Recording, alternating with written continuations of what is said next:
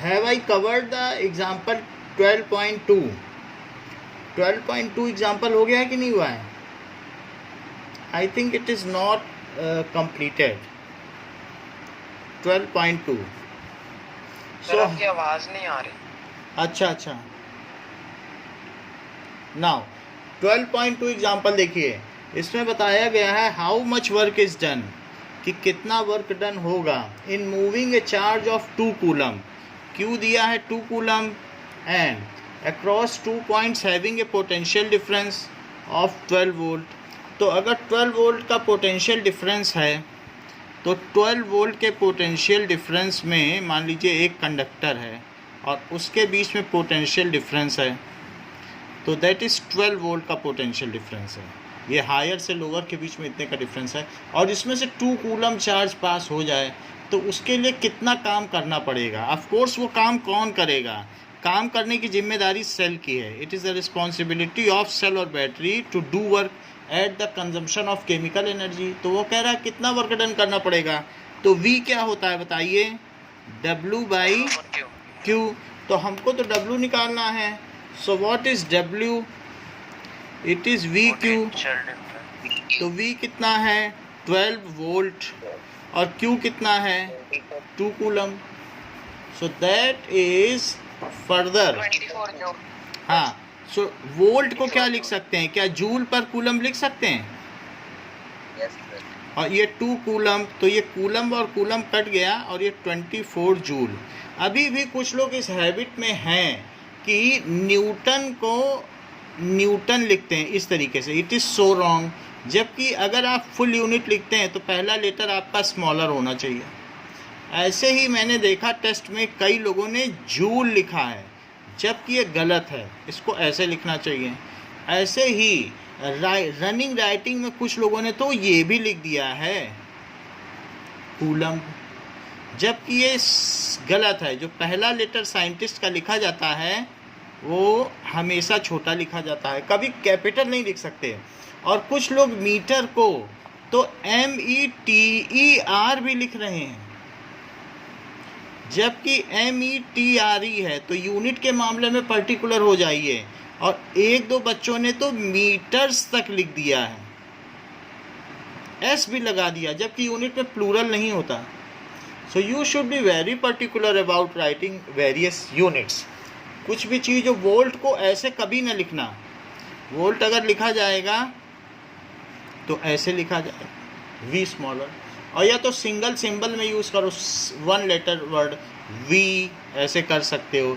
Metre को तो खैर स्मॉल m लिखते हैं, कूलम को कैपिटल C, जूल को कैपिटल J, ऐसे भी किया जा सकता है। नाउ अब देखो, name a device that help to maintain a potential difference across a conductor in text question. Sir battery. हाँ, in text question. So it is battery और सेल, जिससे कि पोटेंशियल डिफरेंस बना रहे। कौन पोटेंशियल डिफरेंस बना कर रखता है? यहाँ पर पोटेंशियल डिफरेंस किसने? वो तो मीज़र करता है पोटेंशियल डिफरेंस को, लेकिन which is maintaining the potential difference? जो एक को प्लस पे रख रहा हो, एक को माइनस, तो वो that is battery only. Battery और सेल। कुछ लोगों ने सर्किट डायग्राम बनाया है, तो सर्किट डायग्राम में बहुत बेसिक गलती कर दी है। That is also worthy to be mentioned over here. जैसे कि मान लो उन्होंने बल्ब दिखा दिया, अच्छा एमीटर दिखा दिया, स्विच भी दिखा दिया, और फिर इसके बाद ऐसे कर दिया।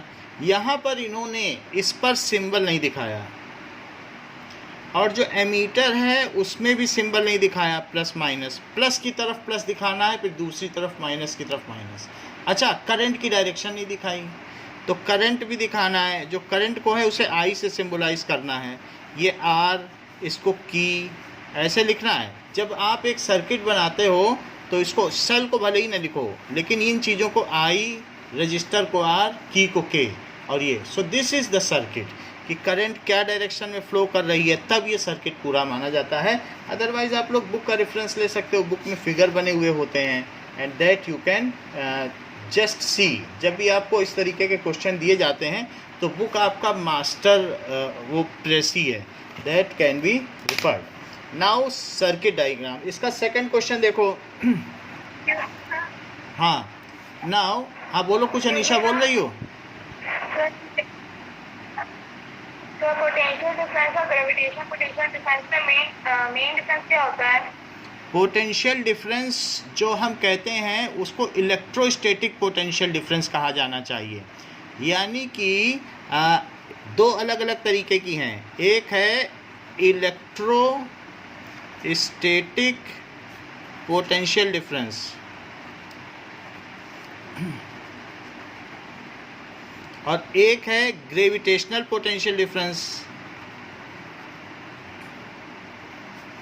पोटेंशियल डिफरेंस, तो इन दोनों में फ़र्क क्या होता है कि अगर when we move unit positive charge from one point to other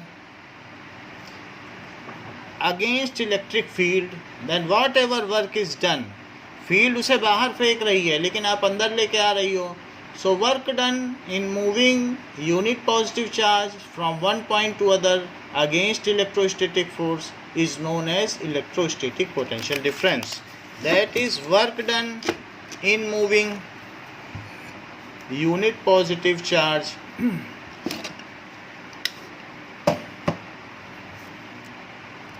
work done in moving unit positive charge from one point to other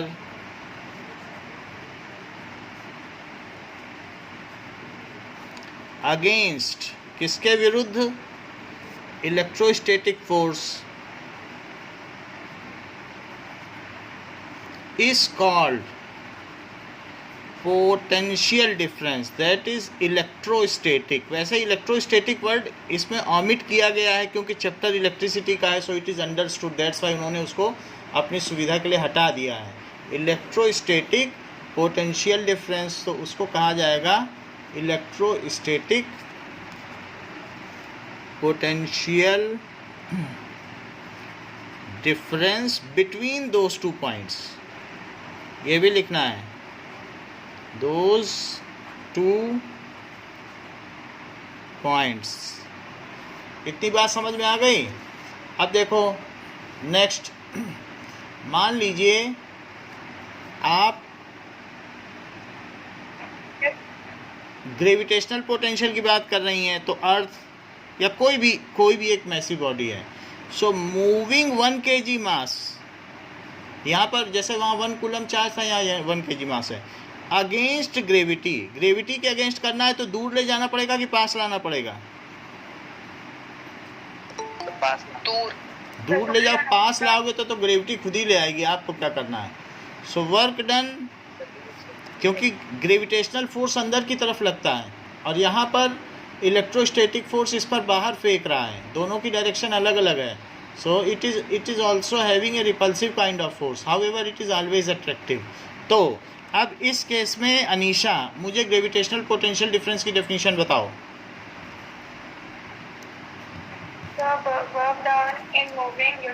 धीरे धीरे वर्क डन, धीरे धीरे work done in moving unit positive charge. Charge कहाँ से आ गया? Mass unit positive mass. Unit of positive कहाँ से आ गया? मास निगेटिव भी होता है क्या? Unit mass from one point to other against gravitational force is called gravitational potential difference. To other, अच्छा बताया है, between two बहुत अच्छा बताया। From one point to other against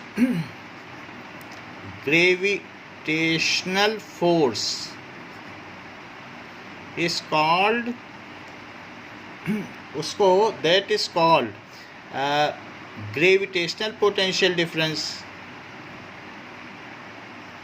potential difference between those two points, those two points। इतनी बात समझ में आ गई अब? Yes, sir. ओके, पेपर पूरा नहीं दिख रहा। पेपर पूरा नहीं दिख रहा. Now we will try to see the complete paper.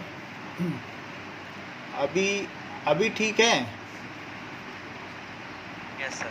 Is it okay? Now अब देखते हैं next. Amit Kumar, am I Audible?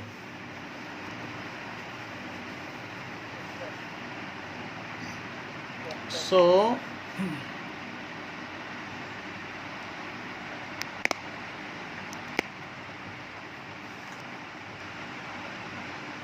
now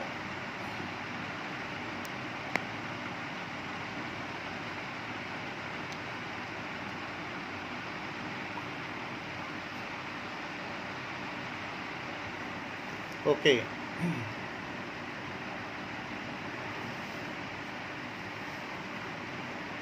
अभी पेपर पूरा दिख रहा है ना?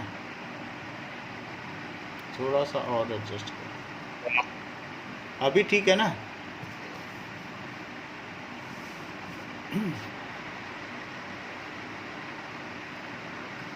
नाउ अब देखो, Amit Kumar, am I Audible?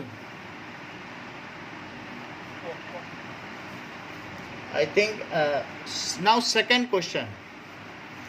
What is the mean by saying that potential difference between 2 points is 1 volt? 1 volt अगर हम कहते हैं तो Asmit will tell what is the mean by saying that the potential difference between any 2 point is 1 volt. इसका क्या मतलब है कि 2 पॉइंट्स के बीच में हम पोटेंशियल डिफरेंस 1 वोल्ट कह रहे हैं? बताइए.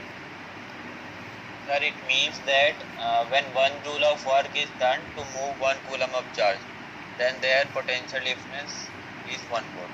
हाँ, it means that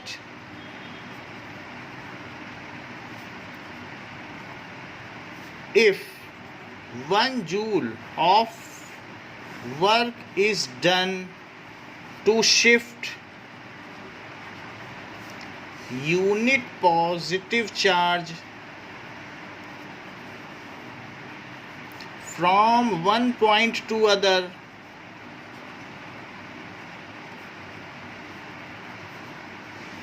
ठीक है, एक कूलम्ब चार्ज को एक पॉइंट से दूसरे पॉइंट तक ले जाने में अगर 1 जूल कार्य करना पड़ जाए, और आगे क्या बोला आपने? Against electrostatic force, then potential difference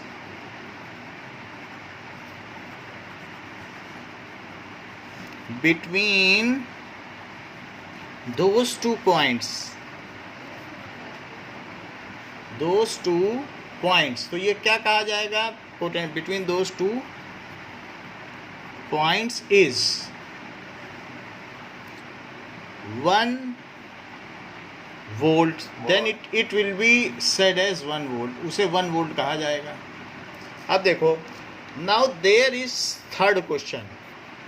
So what does it refer? Third question says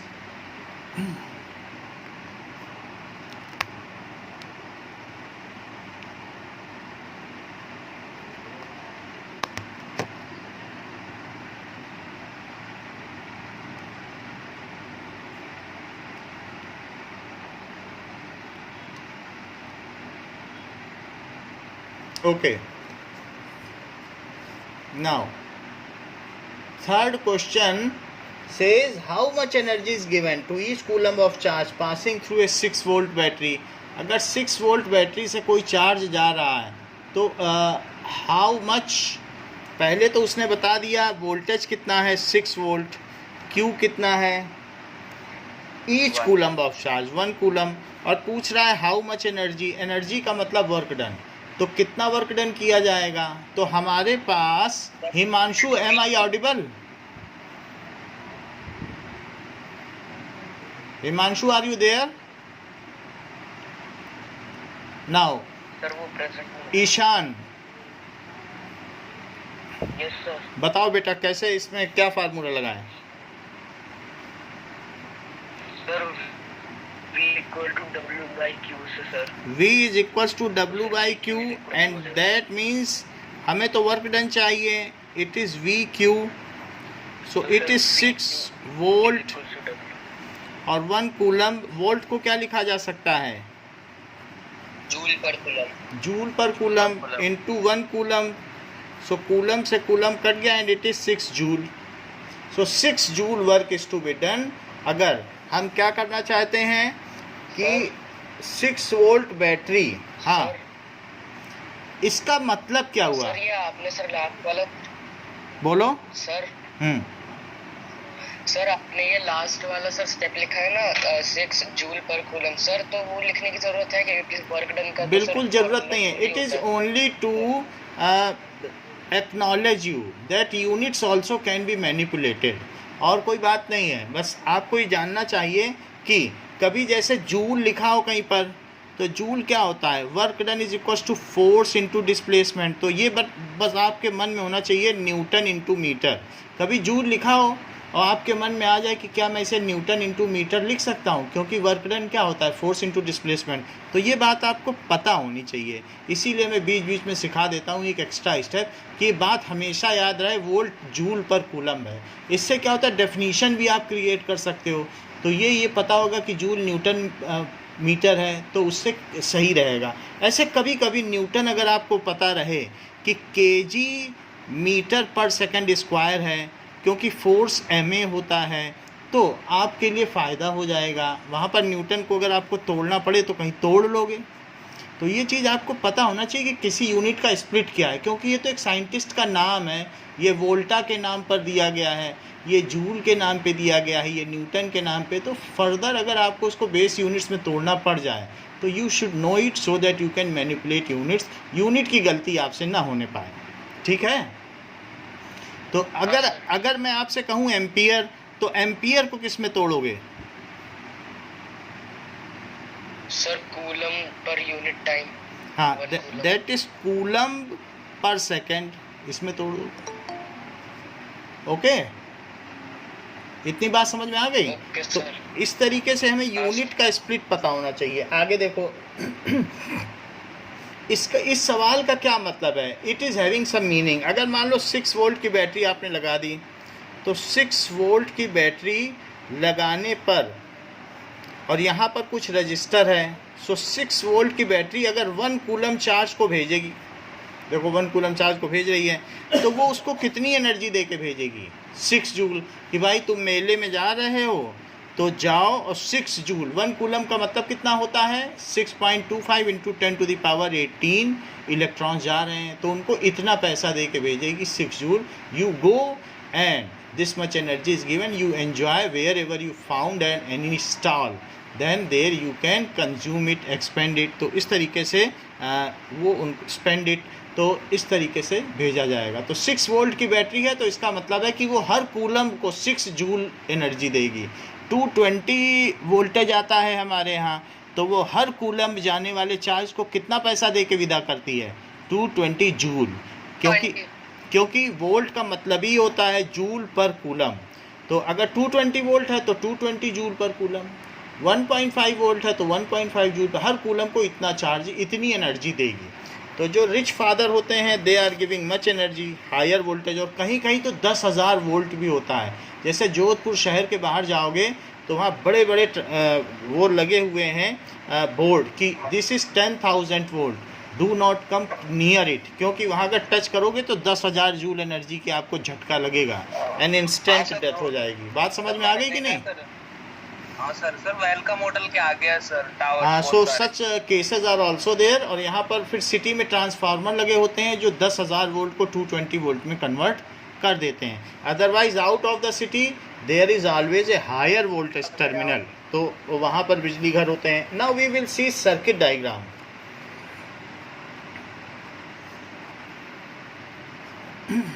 While making circuit diagram, there are certain symbols which are to be used. That is an electric cell. So electric cell का symbol क्या होगा? That is like this. Always make plus and minus sign, which is given in page number 203. Battery. What is battery? It is sir combination of cell. हाँ, group of sales.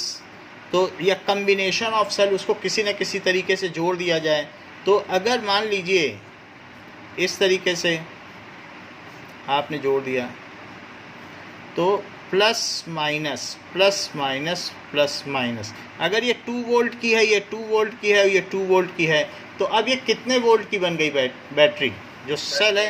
बोलो। 6 volt की। हाँ, now it is of 6 volt.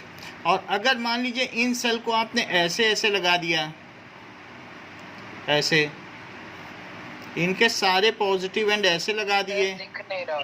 अच्छा अच्छा, बिल्कुल बिल्कुल। तो ये ऐसा लगा दिया और दूसरा क्या कर दिया है, ऐसे लगा दिया, निगेटिव को एक तरफ अटैच कर दिया। तो ऐसे केस में सृजन सर पेपर को थोड़ा लेफ्ट साइड की तरफ कर दे। अच्छा अच्छा, ये देखो ये चीज़ हो गई।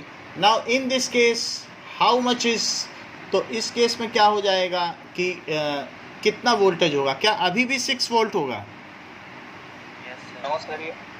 फिर कितना होगा? ये 2 वोल्ट है।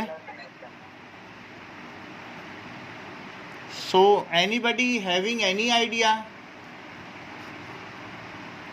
सो इन this case it is 2 volt only. Plus 40 होगा। 2 वोल्ट ही होगा, लेकिन ये बैटरी 3 गुने ज़्यादा देर चलेगी। मान लो अगर सिंगल बैटरी 2 वोल्ट की है, वो जितनी देर में खर्च हो जाती है, अगर आपने ऐसे लगा दिया तो हो सकता है वो 1 घंटे चलती तो 3 घंटे चलेगी। बस इसका ये फ़र्क है। तो ऐसे कम्बिनेशन कम ही बनाए जाते हैं। जनरली टॉर्च में तो एक के पीछे एक लगाई जाती है पावर बढ़ाने के लिए, कि फिर ख़त्म हो जाएगी तो फिर और ले आएंगे। अदरवाइज़ ये पैरेलल कम्बिनेशन है और ये सीरीज़ कम्बिनेशन है। सीरीज़ कम्बिनेशन में एंड टू एंड होता है और पैरेलल कम्बिनेशन में क्या होता है?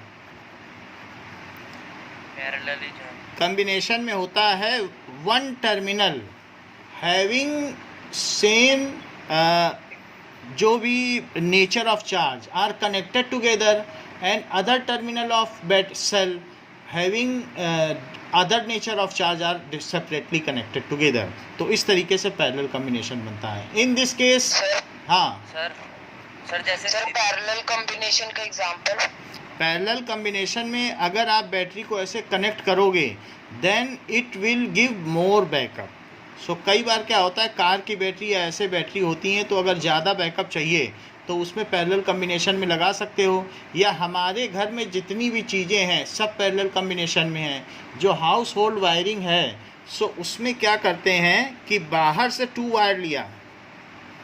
क्या आपके बाहर जो पोल जा रहा है उसमें 2 वायर जाते हैं हमेशा कि 1 वायर? 2 वायर जाते हैं, 2 जाते हैं, और भी इधर उधर के होंगे, बट 2 मेन है। बाकी कई फेज़ हैं। फेज़ का मतलब है कि अगर एक में ना आए बिजली तो दूसरे में आएगी, तो तीसरे में आएगी। कुछ लोग 3-3 फेज़ लेके बैठे हैं अपने घर में। इसका मतलब है कि अगर एक में बिजली नहीं आएगी तो वो दूसरे को स्विच ऑन कर देंगे, तो सबके यहाँ नहीं आएगी लाइट तो उनके आती है। उसमें फिर एक्स्ट्रा पैसा खर्च होता है, आपको इलेक्ट्रिसिटी बोर्ड को एक्स्ट्रा देना होता है जब 2 फेज़ लेते हैं, क्योंकि किसी न किसी फेज़ में बिजली आ ही रही होती है। खैर जो भी बात हो, लेकिन मैं 2 वायर की बात कर रहा हूँ, इनके पीछे पोटेंशियल डिफरेंस है। नाउ आपने अपने घर में यहाँ पर इससे एक लिया और इससे एक लिया और एक स्विच बना दिया। स्विच बनाने में एक ये स्विच है और एक ये स्विच है और एक और स्विच है। ये 3 पिन प्लग होता है कि नहीं, सॉकेट आपके घर में? Yes sir. तो अब इसी में आपने क्या किया, एक बल्ब लगा दिया जलाने के लिए ये, और इसी में एक अब आपने फ़ैन लगा दिया चलाने के लिए।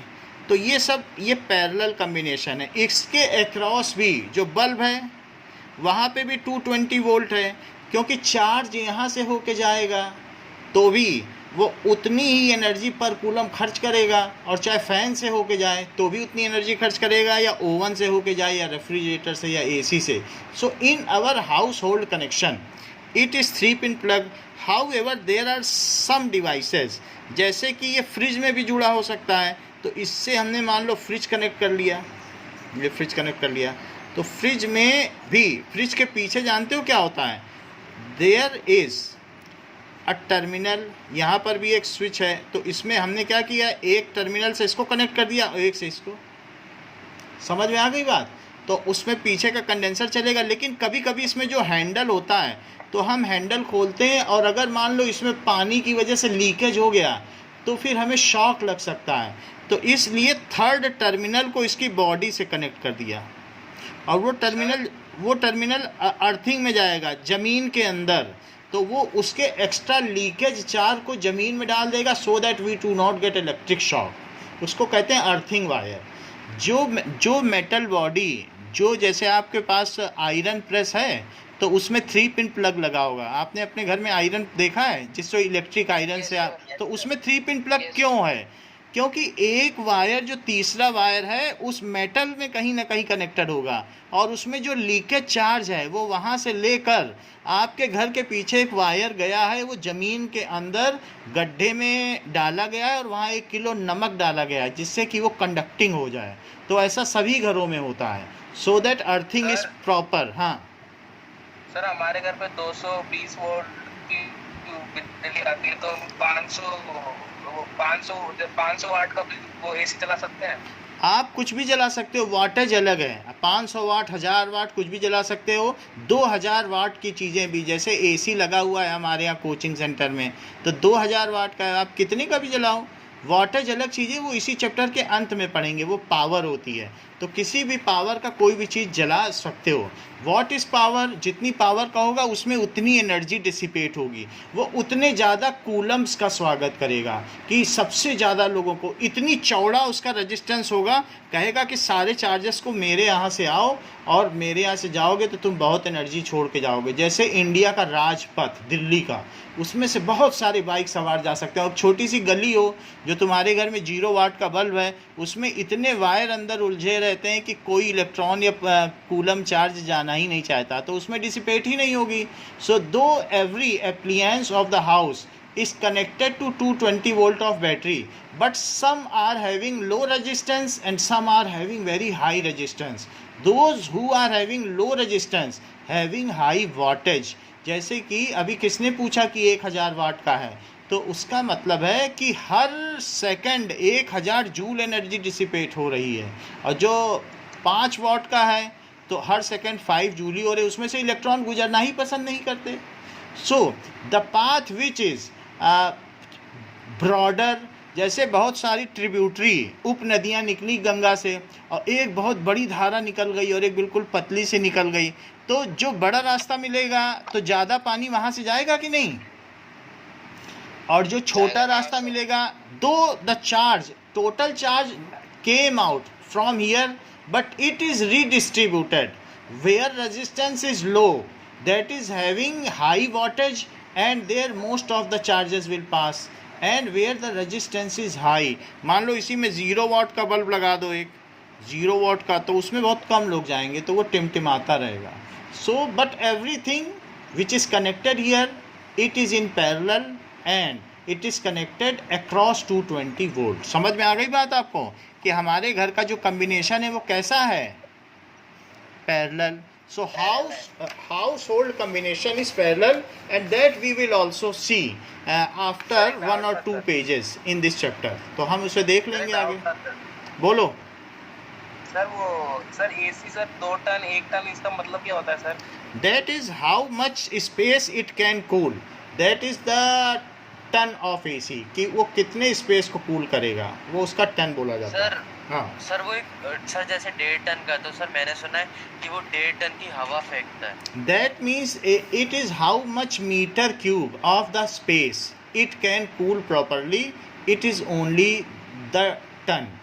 This much ton of space. ये हम ये देखते हैं कि 1 लीटर में 1 kg आता है, तो कितना स्पेस वो कूल कर सकता है, दैट वी कैन सी। सीधी सी बात है कि जैसे कि 1 टन है तो इट इज़ 10,000 kg, तो 10,000 kg, तो आपको मालूम है 1 मीटर क्यूब में 1000 kg पानी आता है, 1 मीटर क्यूब।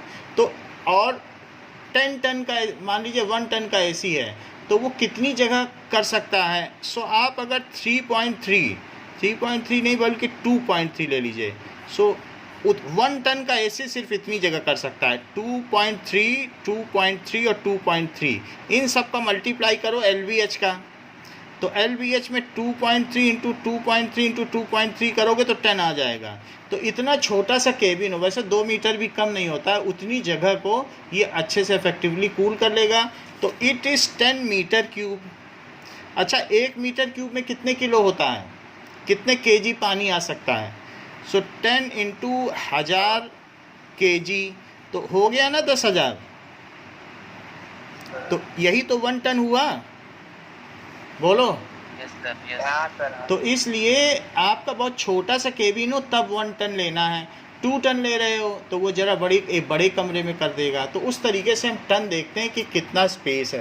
खैर, that is not of our concern. We are, हमने ये देख लिया कि अनीशा बैटरी को कौन से 2 तरीके से, सेल्स को कौन 2 तरीके के कम्बिनेशन से कनेक्ट किया जा सकता है?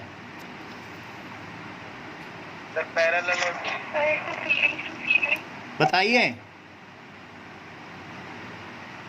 Sir series and parallel. Series and parallel. और हमारे घर का हाउस होल्ड कनेक्शन किस तरीके का है, सीरीज की पैरेलल? Sir parallel.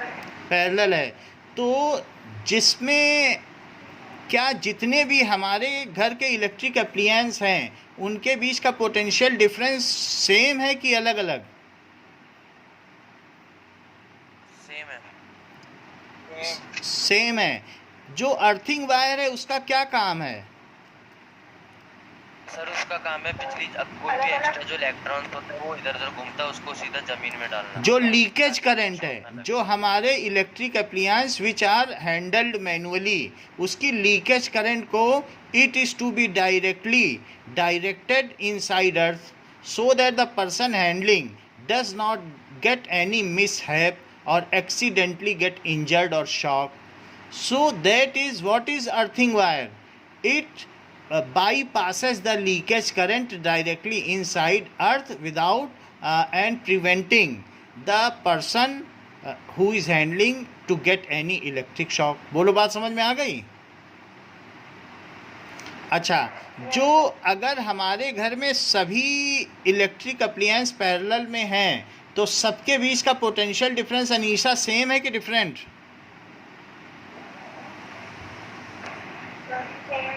सेम है। तो जिसकी वोल्टेज बहुत ज़्यादा है उसका रेजिस्टेंस कम है कि ज़्यादा?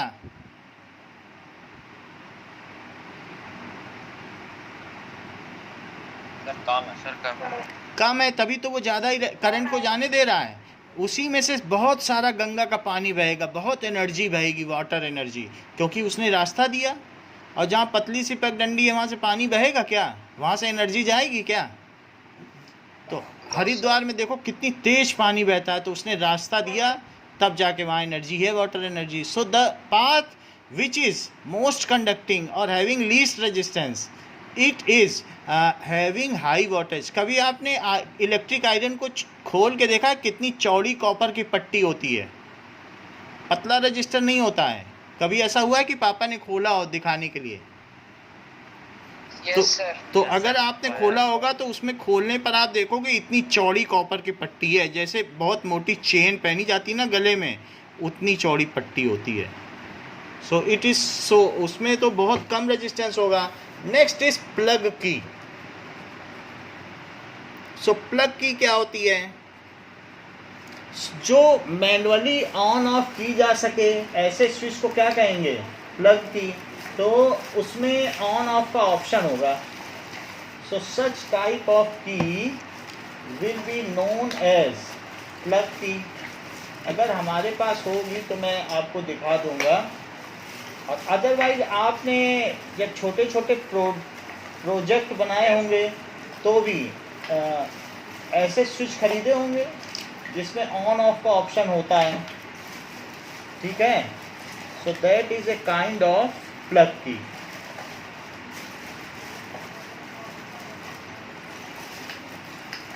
नाउ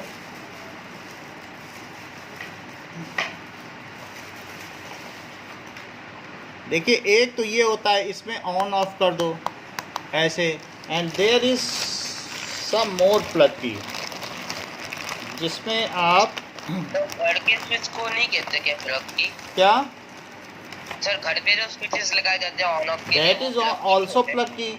और कई बार क्या होता है कि ये भी चीज़ प्लग की है।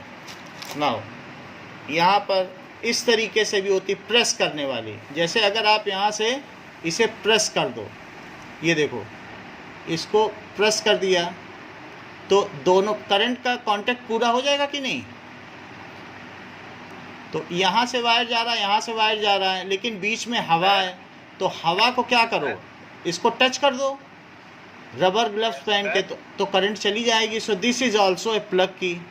इसको दबा देंगे तो ये सर्किट पूरा हो जाएगा। बोलिए सर इसके ऊपर प्लास्टिक कवर था वो हटा दिया गया। किसके ऊपर?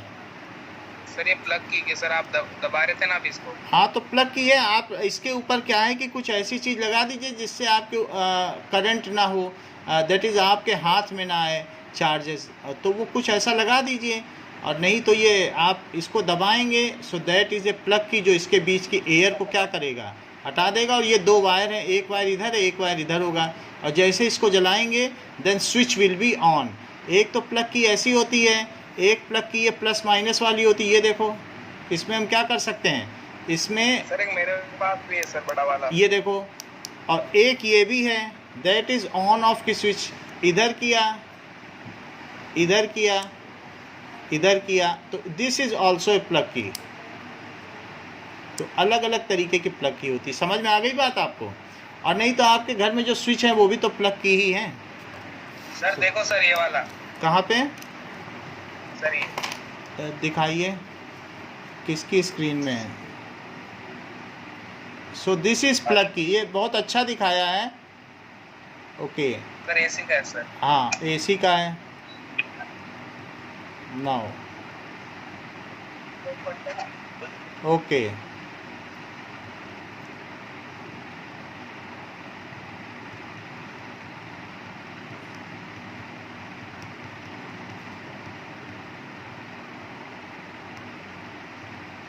now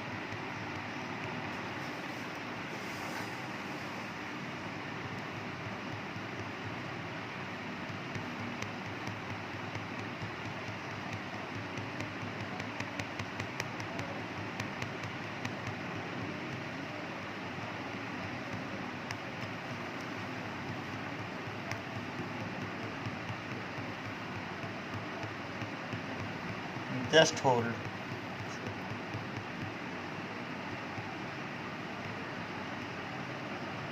Okay, so now plug key is off. Shape किस तरीके का? ये ओपन की है, इसका मतलब इससे कोई करंट नहीं जा रही है। So this is open key. And what is closed key? So it is switch off, that is switch off या ओपन, no current will pass through it. और अगर स्विच ऑन कर दिया जाए तब क्या होगा? ये क्लोज्ड की है, तो प्लग की क्लोज्ड है।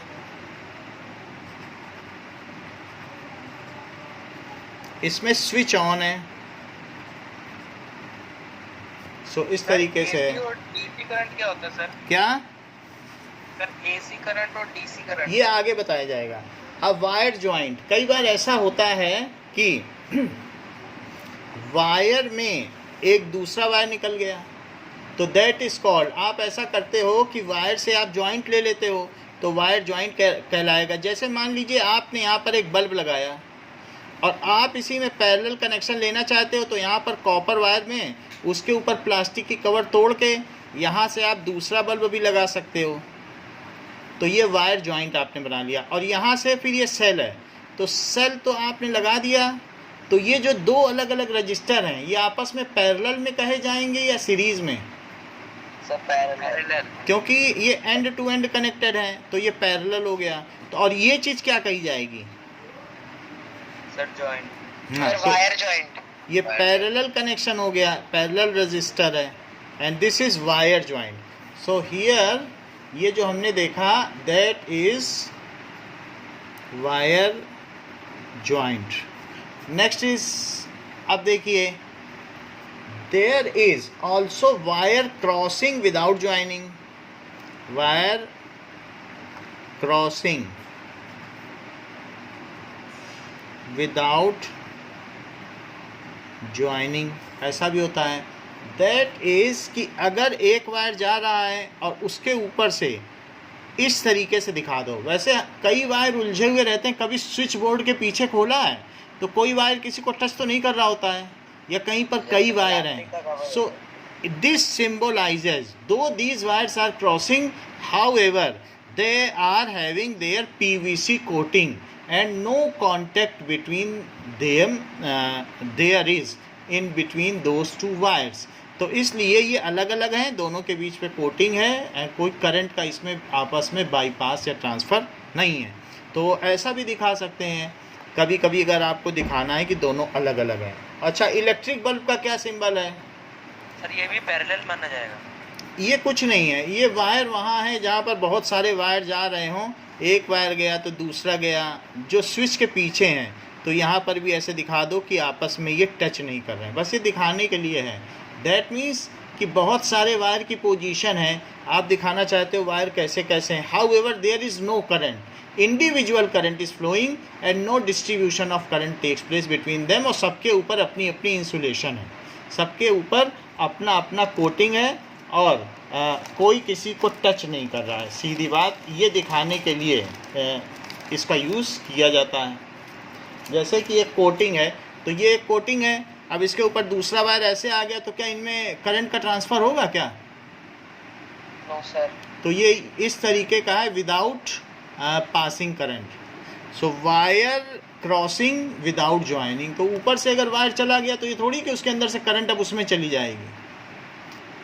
तो ये चीज़ यहाँ दिखाई जाती ऐसे। नाउ नेक्स्ट इज, अगला क्या है?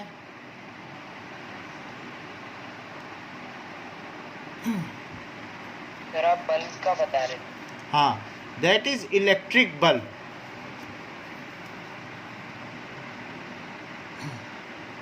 So electric bulb, electric bulb का क्या सिंबल होता है?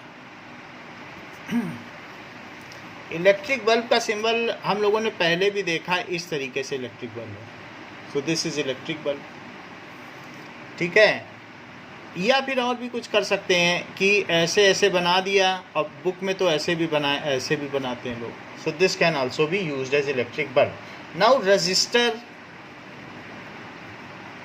सो रजिस्टर, जैसे हमारे पास ये रजिस्टर है, so this is a resistor, 10 ohm का रजिस्टर है। So it is a kind of resistor. तो इनके बीच में कुछ रेजिस्टेंस है, एक इसके अंदर वायर है जो कुछ ना कुछ हिंड्रेंस पैदा करता है करंट के फ्लो में। So that is A register. So register को किस तरीके से शो करेंगे कि करंट को ये रोकने का काम करता है। अच्छा, ये टंगस्टन का होता है, हमारे पास 118 एलिमेंट्स हैं, उसमें एक टंगस्टन भी है, दैट इज़ टंगस्टन। तो टंगस्टन का जो मटेरियल है दैट इज़ रजिस्टर। अब देखिए, वेरिएबल रजिस्टर और रियोस्टेट, वेरिएबल रजिस्टर और रियोस्टेट, ये क्या चीज़ होती है? जैसे मान लो एक ऐसा रजिस्टर हो, ऐसा इस तरीके का रजिस्टर हो, और एक यहाँ पर वायर हो, तो ये मान लीजिए एक वायर तो यहाँ से गया है और दूसरा वायर यहाँ पर है, वो यहाँ से गया है। तो अगर इसमें 1 2 3 4 5 हो अलग अलग, तो आप देखोगे कि इसको जैसे जैसे आपके घर में पंखे का स्विच है तो उसके साथ बगल में एक ऐसे नॉब है रोटेट करने वाली, जिससे कम ज़्यादा कर सकते हो। तो अगर ऐसा होगा तो क्या हो जाएगा बताइए? ज़्यादा रेजिस्टेंस होगा तो कम करंट फ्लो करेगी। तो आप ये समझ लीजिए कि मैं ये जो दिखा रहा हूँ ये कुछ ऐसा हो, ऐसा ना हो करके इस तरीके से हो कि ये देखो, ये नॉब ऐसे ऐसे हमने बना दी, और अब यहाँ से जो वायर गया है दैट इज़, एक तो इसमें हो कि ये वायर तो इस तरीके से हो, ठीक है, और ये यहाँ पर हो इस तरीके से, तो आपको क्या लगेगा, ये यहाँ पे ख़त्म हो गई, तो 1 2 3 4 और 5, जब 5 है तो करंट सीधी यहाँ से यहाँ तक आ गई कि नहीं, क्या बताओ, इसको कोई रजिस्टर मिला? No sir. और अगर मान लो इसे 1 पे ले आओ तो क्या आपके घर में पंखा धीमा चलता है? Yes sir. अच्छा, Yes, तो sir. इसका मतलब है धीमा क्यों चलता होगा, ज़रा देखो, ये यहाँ पे टच कर जाए, अगर यहाँ पे टच कर जाए तो इसके पास उसको कितने रजिस्टर से होके जाना पड़ेगा, ये देखो पूरा रजिस्टेंस यही मिल गया कि नहीं, तो अब उसमें करंट ही नहीं फ्लो होगी तो फैन को एनर्जी कहाँ से मिलेगी, तो ये 1 पे है, तो ये जो नॉब होती है जो रेजिस्टेंस को क्या करती है, कम या ज़्यादा, that is called rheostat, this is a rheostat, otherwise there are also certain rheostat, तो वो भी हम देख सकते हैं।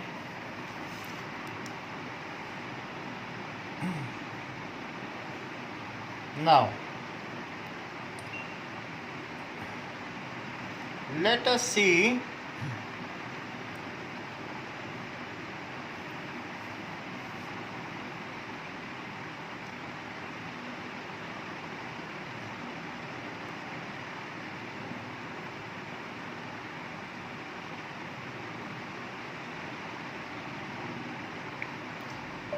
rheostat.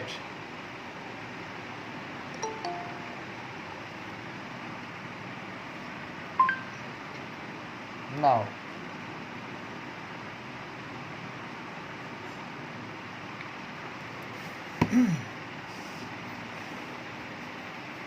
There are certain image of rheostat, वो हम देख लेते हैं। इस तरीके का भी रियोस्टेट होता है, सो दैट इज़ रियोस्टेट। इसका मतलब क्या है, ऐसा हमारे इसमें भी है, हम कल परसों में जब लाएंगे, परसों की क्लास में दिखा देंगे।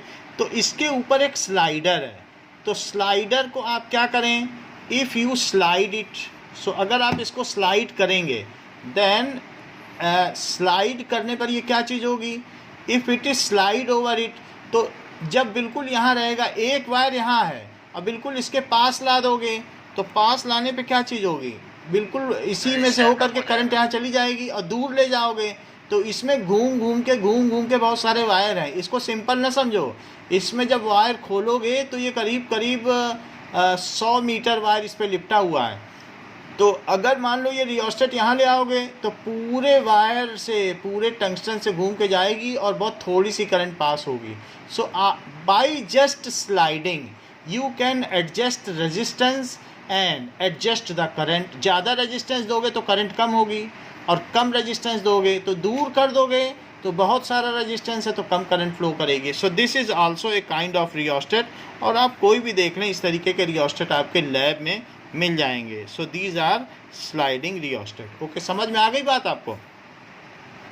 तो दो हमारे घर में भी रियोस्टेट हैं और आपके ओवन में भी तो रियोस्टेट है।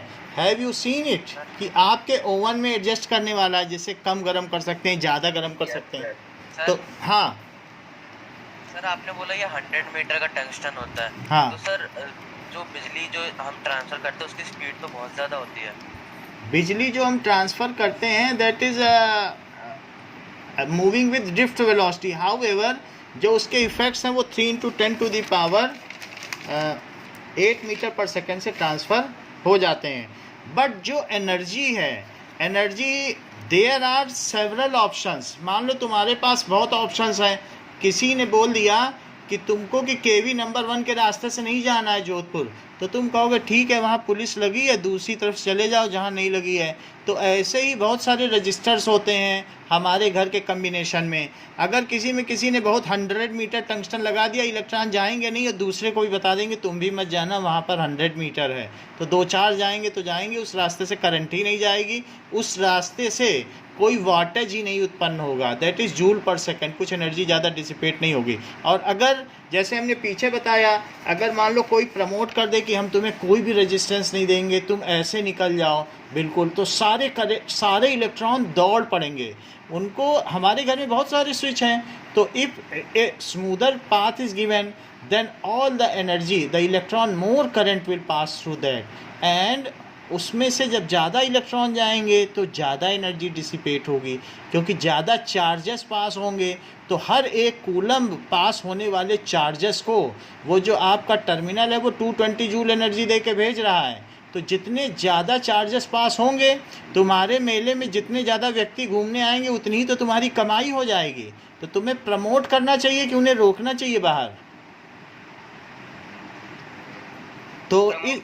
तो प्रमोट करोगे तो कमाई होगी। So any appliances which offers least resistance, most of the electron will pass through it and they hand over most of the energy there because all energy is dissipated at resistor only। तो यहाँ से ये पास हो जाएगा रियोस्टर से, तो जाके fan में वो डिसिपेट करेगा। बोलो, बात समझ में आ गई? Yes sir. बाकी आपका जो क्वेश्चन है वो हमारे पास पेंडिंग है, because we are very less knowing at the present. हमारे पास ज़्यादा बताने का नहीं है जब तक कि हम ओम्स लॉ नहीं पढ़ लेते हैं। तो एक बार ओम्स लॉ पढ़ लिया जाए, फिर हम आपके सारे बात का बहुत अच्छे से जवाब देंगे, ठीक है? क्योंकि अभी तो हम लोग सिंबल में ही घूम रहे हैं। सो रियोस्टेट को कैसे कर सकते हैं? नाउ रियोस्टेट को इस तरीके से सिंबलाइज करते हैं। This is variable resistance. Resistance आप बदल सकते हो, आपके घर में है, ओवन में है, फ़ैन के लिए लगा है, और कहीं भी लगा हो। हमें तो लगता है फ्रिज के अंदर भी एक नॉब है। तो उस तरीके से तो आप चाहें तो कम ज़्यादा कोई भी चीज़ कर सकते हैं। Wherever you can vary the things, that is a rheostat, ठीक है? तो ये रियोस्टेट का काम है, वेरिएबल रेजिस्टेंस।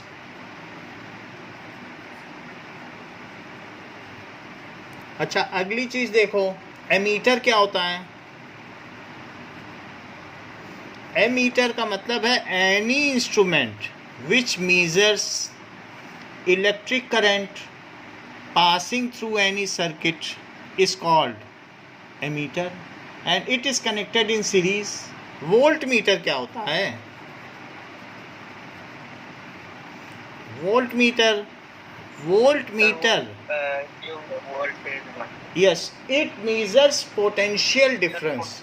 ये क्या करेगा? Potential difference between any two points. आप अभी तो खैर फिगर में ही देख लो।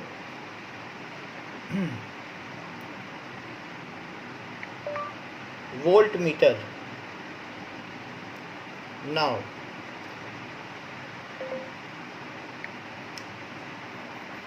Late us see volt meter. तो ये एक बेसिक वोल्ट मीटर है जो करीब 100 रुपये में बाज़ार में मिल जाता है। सो लेट अस सी। हाँ, क्योंकि गोल देखा था सर। क्या गोल भी हो सकता है? वो थोड़ा बहुत, वो तो क्या है कि बाहर का शेप है, अदरवाइज जो अंदर का कंस्ट्रक्शन है वो मेन है।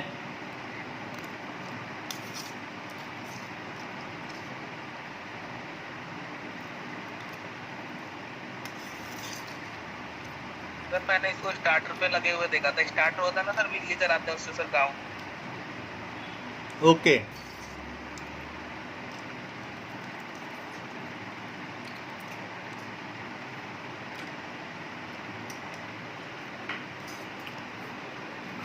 सर आपकी नाउ आवाज़ नहीं आ अब देखो, इसमें आपको प्लस माइनस दिख रहा है क्या? Yes sir. तो प्लस को कहाँ कनेक्ट करना है, माइनस को कहाँ कनेक्ट करना है? सर प्लस को नेगेटिव को रेड वाले हिस्से में, माइनस को ब्लैक वाले। जैसे देखो, मान लीजिए कि सर इधर माइनस DC लिखा होता है, उसका मतलब ये सब डीसी के लिए ही हैं। ये आपको ये सब चीज़ें मेन सर्किट में नहीं कनेक्ट करनी है, ये सेल के लिए हैं। जो बैटरी आती है ना, so you have to connect all these things to cell only. तो सेल के साथ इसे यूज़ करना है और किसी के साथ नहीं यूज़ करना है। तो जहाँ सेल हो, it is used with that 9 volt का या 1.5 वोल्ट का जो भी सेल आता है उसके साथ आप इसे यूज़ करें। अब देखो, मान लीजिए कि इसको हमने, एक रजिस्टर है और यहाँ पर हमने एक सेल लगा दिया, एक की लगा दी। अच्छा, एक एमीटर भी आप कहोगे, एमीटर भी लगाओ क्योंकि हमें करंट मेज़र करनी है।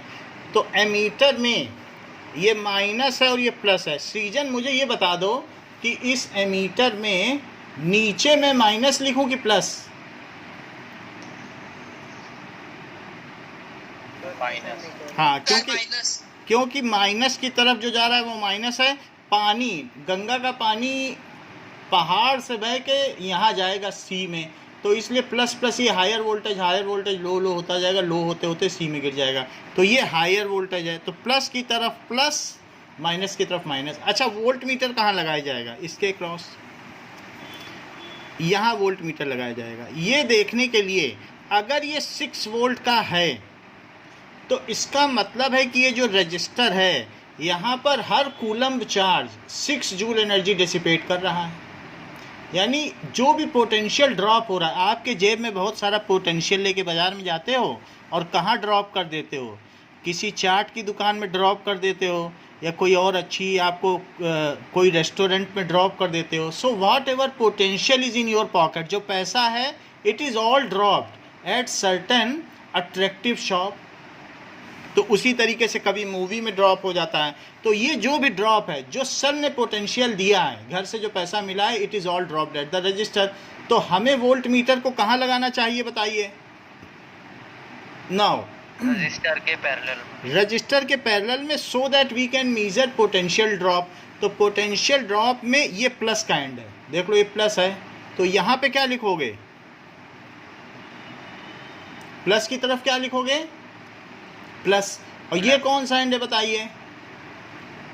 निगेटिव। यहाँ पे ड्रॉप हो जाएगा, सो दिस इज माइनस। ओके, समझ में आ गई बात कि नहीं? सो अब ये हमने वोल्ट मीटर लगाया है। So now Shreyan, how the volt meter is connected? तो इसीलिए प्लस माइनस यहाँ पर दिया गया है। Now here plus and minus is given, so minus को माइनस की तरफ, प्लस को plus. How the volt meter is connected in a circuit and what is the purpose of voltmeter? Shreyan. Sir, the purpose of voltmeter is to calculate the potential difference in the circuit, and sir, it is connected. It is connected in the manner that positive wire is connected on the positive side and negative wire is connected on the negative side, and it is connected in parallel connection. So the purpose of voltmeter is to measure potential drop, potential difference भी लिख सकते हैं और drop भी, ठीक है, between 2 points। इसका काम क्या है? potential difference measure करना between 2 points। 2 पॉइंट्स भी लिख सकते हो या अक्रॉस रजिस्टर, क्योंकि जहाँ रेजिस्टेंस होगा वहीं पर ही सारा। आप रास्ते में तो पैसा फेंकते नहीं जाते ना, कहीं दुकान में ही गिराते होगे पैसा, या उसे देते होगे कि ऐसे कंडक्टर में भी फेंकते चले जाएगा कोई। अगर मान लो 6 जूल एनर्जी दे रहा है तो क्या यहाँ भी वो हीट देता जाएगा? यहाँ टच करने पे तो हीट नहीं लगती ना। सो इस तरीके से रजिस्टर पर ही होता है, तो इसलिए अक्रॉस कंडक्टर भी लिखना ठीक रहेगा, अक्रॉस रजिस्टर। जैसा बताया, the purpose of volt meter is to measure potential difference between 2 points across resistor. It is connected in parallel to resistor. इससे ज़्यादा कुछ नहीं लिखना है आपको कि प्लस को प्लस से कनेक्ट करना है, माइनस को माइनस से। बस terminal is to be dealt with properly, जो भी है उसको लिखना नहीं है आपको, इतना ही लिखना है बस। It is connected in parallel to resistor, और इसका काम क्या है? वोल्टेज को मेजर करना। और इसमें ये दिया रहेगा कि V है इसकी यूनिट, तो V लिखा रहेगा, और V के साथ क्या लिखा रहेगा कि कितने वोल्ट ये मीज़र कर सकता है, 1 वोल्ट, 2 वोल्ट। इसकी मैक्सिमम कैपेसिटी कितनी है? 10 वोल्ट। इसका लीस्ट काउंट कितना है? ये कम से कम कितना मीज़र कर सकता है? 1 वोल्ट। इसमें अगर आप देखें तो 8 से 10 के बीच में कितने डिवीज़न हैं? 10। सर बिजली 10 वोल्ट से ऊपर की तो जस्ट 1 मिनट।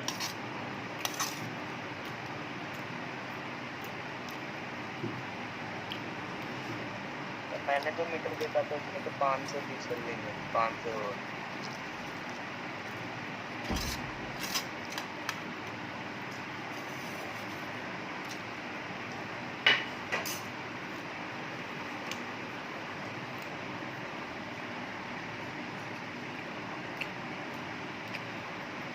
नाउ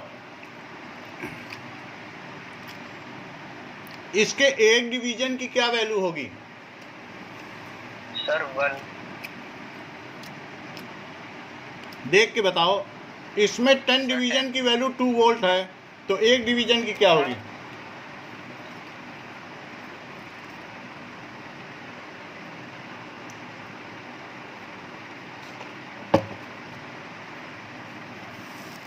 ये पूछा जाता है। नाउ 10 डिवीजन किसके इक्वल है? 2 वोल्ट। ऐसा क्यों मैं कह रहा हूँ? क्योंकि यहाँ 8 लिखा था, यहाँ क्या लिखा था? 10। और इसके बीच में कितने डिवीजन थे? 1 2 3 4 5 6 7 8 9 10। तो 10 देखो 10 डिवीजन है और वो कितने वोल्ट के बराबर हैं? 2 वोल्ट। तो बताओ 1 डिवीजन कितना हुआ? सर 0.2।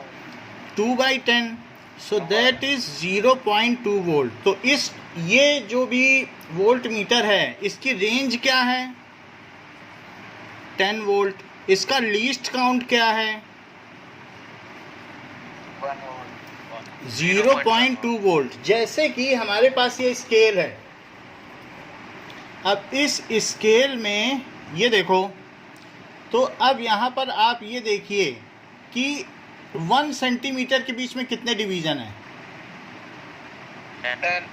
10 डिवीज़न है। तो 1 सेंटीमीटर के बीच में 10 डिवीज़न हो गए। तो 10 डिवीज़न की वैल्यू कितनी है? 1 सेंटीमीटर। तो 1 डिवीज़न की वैल्यू क्या है?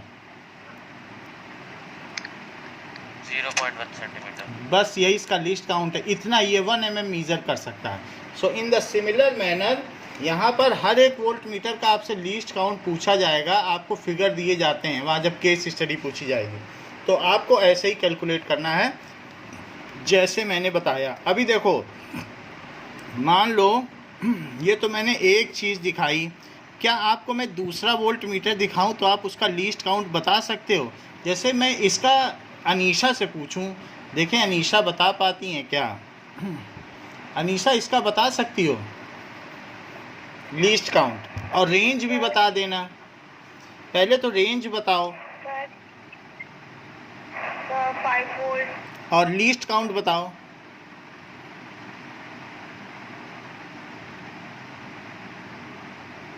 सर मैं बताऊं? कौन बताएगा? सर कुणाल। कुणाल बताओ बेटा। सर 0.1। क्योंकि 5 डिवीजन किसके इक्वल हैं? ये 5 डिवीजन किसके इक्वल हैं? 5 डिवीजन किसके इक्वल हैं? 1 वोल्ट। देखो 4 से 5 जा रहा है, तो 5 division is equals to 1 volt. तो 1 डिवीजन किसके इक्वल? नाउ सो लेट अस सी,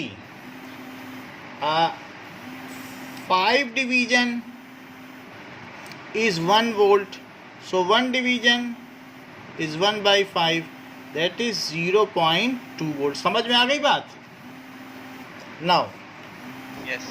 ओके 10 वोल्ट से ऊपर का नहीं होता क्या? क्या? सर 10 वोल्ट से ऊपर का नहीं होता? 10 वोल्ट फिर आपको अब उस वोल्ट मीटर में होने को तो सब हो सकता है। नाउ अलग अलग तरीके के होते हैं, ये तो सभी तरीके के वोल्ट मीटर होते हैं। जो घरेलू होते हैं तो उस केस में 220 वोल्ट को वो मीज़र करता है। तो जैसे स्टेबलाइज़र में वोल्टेज लगा होता है तो वोल्ट मीटर वो 220 को मीज़र करेगा। So there are all kinds of. तो ये जो भी है ये AC वोल्ट मीटर है, ये 220 को कर रहा है। And there are DC volt meter. जो DC वोल्ट मीटर है वो किस तरीके से रहेगा?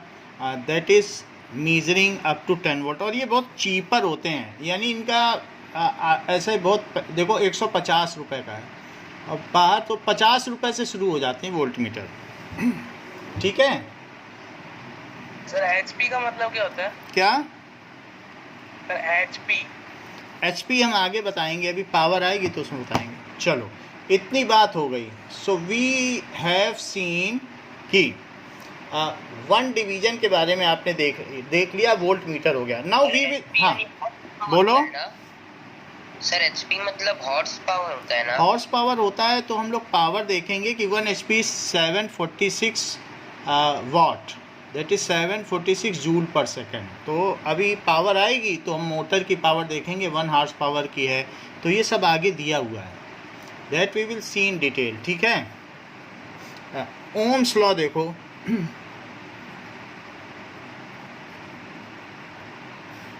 सो व्हाट इज ओम्स लॉ?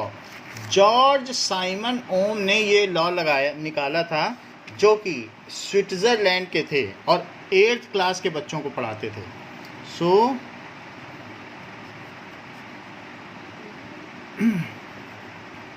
अच्छा, इन्होंने एक बात ये देखी कि अगर एक कंटेनर में पानी है, ये ऑब्ज़र्व किया, और यहाँ तक पानी है, और दूसरे कंटेनर में भी पानी है, लेकिन दूसरे कंटेनर में सिर्फ इतना पानी है, तो बताओ किसके नल से वाटर करंट ज़्यादा होगी? सर पहले वाले। मान लो दूसरे में इतना पानी है, तो पोटेंशियल किस में ज़्यादा है बताओ? सर फर्स्ट वाले। फर्स्ट वाले में पोटेंशियल ज़्यादा है। So if potential is high then the water current, if gravitational potential is high, mgh is high, then the water current will be more, और जिसमें कम है ग्रेविटेशनल पोटेंशियल वो ये है। तो उसी तरीके से उस समय इन्होंने एक काम किया, बैटरी तो थी ही, और एक बैटरी लगा के देखा। अच्छा, उस समय वोल्ट मीटर और मीटर नहीं थे, इन्होंने जो टच किया कि कितनी करंट है वो जीभ से टच कर करके देखा, या हाथ से शॉक ले लेके। तो कुछ भी ऐसा नहीं था जिससे ये मेज़र कर सकते थे, कोई सुविधा नहीं थी। तो इन्होंने ये बात देखी, अगर ये 2 वोल्ट का सेल लगाते हैं तो कितना शॉक आ रहा है, और अब अगर ये उसी सेल को बढ़ा देते हैं, अगर 4 वोल्ट का लगा दें, मान लो ज़्यादा पोटेंशियल डिफरेंस अप्लाई कर दें तो कितना आएगा। तो इन्होंने ये बात देखी कि in case if the potential difference is increased, तो ये देखो कि ऐसा ही बनाया, और अब इसमें 2 सेल लगा दिए, तो आपको क्या लगता है पहले वाले केस में ज़्यादा करंट फ्लो करेगी कि दूसरे वाले में? दूसरा। किस में ज़्यादा पोटेंशियल डिफरेंस है? जैसे मान लो ये 2 वोल्ट का है और ये 2 वोल्ट है, तो ये कितना हो गया बताओ सीरीज में लगाने से? 4 वोल्ट। तो ज़्यादा पोटेंशियल डिफरेंस लगा दो। अच्छा एक बात बताओ कि मान लो ऐसे पानी बह रहा है यहाँ से इतनी हाइट से, और एक दूसरे में इतनी हाइट से पानी बह रहा है, तो किस में पानी तेज बहेगा? नीचे वाले में। नीचे, क्योंकि ज़्यादा पोटेंशियल का डिफरेंस दे दिया, तो यहाँ वाटर बहुत फास्ट होगा, यहाँ धीमे धीमे बहेगा। पहाड़ों में बहुत तेज़ी से बहता है क्योंकि वहाँ पोटेंशियल डिफरेंस ज़्यादा है, तो सेकंड केस में उनको ज़्यादा शॉक लगा। So if potential difference is increased then the electric current also increases proportionally. तो जितना आप पोटेंशियल डिफरेंस बढ़ाओगे उतनी इलेक्ट्रिक करंट बढ़ जाएगी। ये बात इन्होंने, हाँ सर मान लो एक सर्किट है जिसमें ना 4 वोल्ट का सेल है, और एक सर्किट है जिसमें ना 2 वोल्ट के 2 सेल हैं। 4 एक ही बात है सर, उससे बराबर होगा पोटेंशियल। वो एक ही बात है, क्योंकि उसके इंटरनल में 2 सेल्स लगा दिए होंगे, बाहर से देखने में आपको ऐसा लग रहा है, अदरवाइज इंटरनली उनका स्ट्रक्चर जो भी होगा वो 2 वोल्ट को सीरीज में लगा दिया होगा। वो तो एक ही बात है। जो पोटेंशियल डिफरेंस है, it can give potential difference across A register of 4 volt, whether it is single या 2 लगा दो या 4 वोल्ट का 1 लगा दो, तो जैसे भी ला के लगा दो वो तो एक ही काम करेगा। तो अब यहाँ पर अगर पहले वाले में इनको आई करंट मिली तो दूसरे में इनको कितनी करंट मिलेगी? Just double. क्योंकि ये हो गया।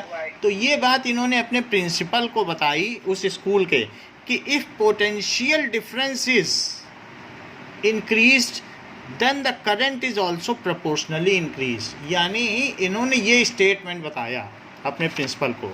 तो वो क्या स्टेटमेंट था जिसकी वजह से इनको स्कूल से निकाल दिया गया? Let us see. So that is German physicist थे, ये स्विट्जरलैंड के नहीं थे। तो इन्होंने बताया the electric current flowing through a metallic wire, ये ओम्स लॉ है।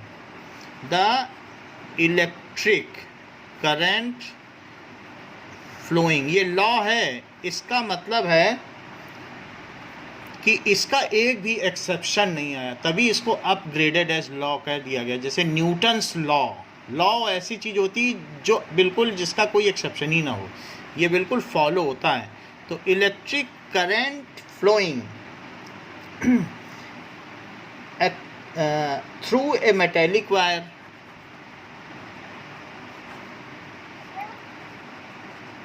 metallic wire is directly proportional। तो जो इलेक्ट्रिक करंट है वो किसके प्रोपोर्शनल है?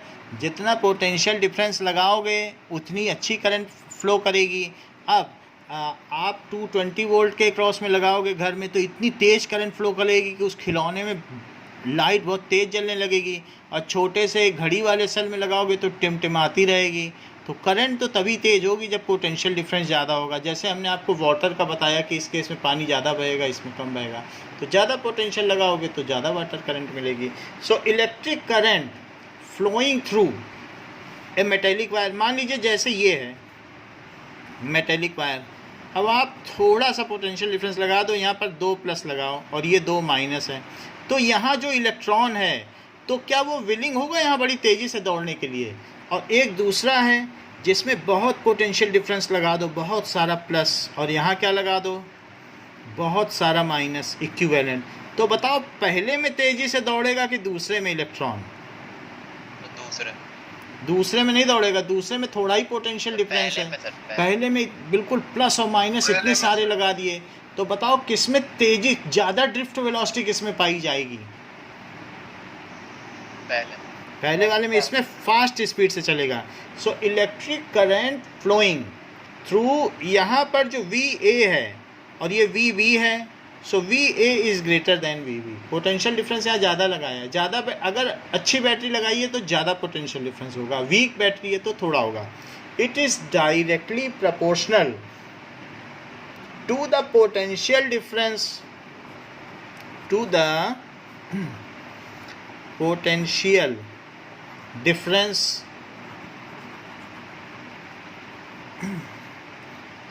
now across its ends। सीधी बात है, द इलेक्ट्रिक करंट इसमें से जो फ्लो करेगी वो इसके अक्रॉस जितना आपने विभवांतर लगा रखा है, इसमें बहने वाली विद्युत धारा उसके अनुक्रमानुपाती होगी। If potential difference is doubled then the electric current flowing through conductor will be doubled. ये जितनी बढ़ेगी, 3 गुना कर दोगे पोटेंशियल डिफरेंस तो 3 गुना करंट हो जाएगी, 2 टाइम्स कर दोगे 2 टाइम्स, हाफ कर दोगे तो हाफ हो जाएगी। ये चीज़ है। सो द पोटेंशियल डिफरेंस के ये प्रोपोर्शनल होती है। Electric current is proportional to किसके प्रोपोर्शनल होती है? The potential difference. ज़्यादा पोटेंशियल डिफरेंस रखोगे, जैसे हमने देखा था कि पानी में ज़्यादा पोटेंशियल डिफरेंस है, हाई पोटेंशियल तो ज़्यादा वाटर करंट है, उसी तरीके से हायर पोटेंशियल लगाओगे तो ज़्यादा इलेक्ट्रिक करंट होगी। ये बात हुई, ठीक है। across its ends provided temperature remains constant। Temperature constant रखना पड़ेगा, क्योंकि नहीं तो अगर आपने टेम्परेचर बढ़ा दिया तो कोलिजन्स बढ़ जाएंगे, और फिर इलेक्ट्रॉन में जब ज़्यादा कोलिजन होंगे तो करंट नहीं बन पाएगी। तो एक ही टेम्परेचर पे सब काम करना। सो जो एक्सटर्नल कंडीशंस हैं वो ना बदली जाएं, तो पोटेंशियल डबल करने पर करंट भी डबल हो जाती है। So this was the statement which was given by Ohm to his principal that I have experienced this by my own. So principal was telling that you are teaching my students a wrong statement which is not yet proved. So he dispelled the Mr. Ohm from his service. However, Mr. Ohm has not lost his inspiration and all of his works sent to the group of scientists conference को भेज दिया. तो वहाँ उन्होंने देखा ये बिल्कुल सही बात कह रहे हैं. फिर उनको ऑक्सफोर्ड यूनिवर्सिटी का प्रोफेसर बनाया गया कि आप हमारे यहाँ के बच्चों को पढ़ाइए. You have done the correct वो जो वर्क है वर्कआउट, और आपके नाम से इसे ओम्स लॉ के नाम से जाना जाएगा. हालांकि ये 2 साल बाद हुआ जब उनके वर्क को वहाँ देखा गया तो उसको फिर सराहा गया. फिर इनको नोबेल प्राइज़ भी मिला. अब आगे देखिए. अब ओम्स लॉ जो है, ओम्स लॉ को एक बार कुणाल रिपीट करो. ये सबसे इम्पॉर्टेंट है इस चैप्टर की चीज़.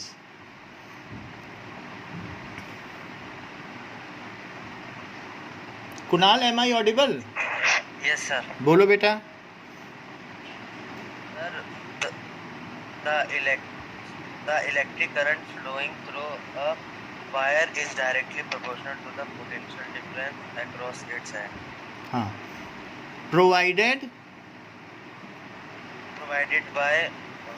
Provided temperature remains constant. अगर टेम्परेचर को कांस्टेंट रखा जाए तो इलेक्ट्रिक करंट प्रोपोर्शनल है, ये बढ़ेगी तो वो बढ़ जाएगी.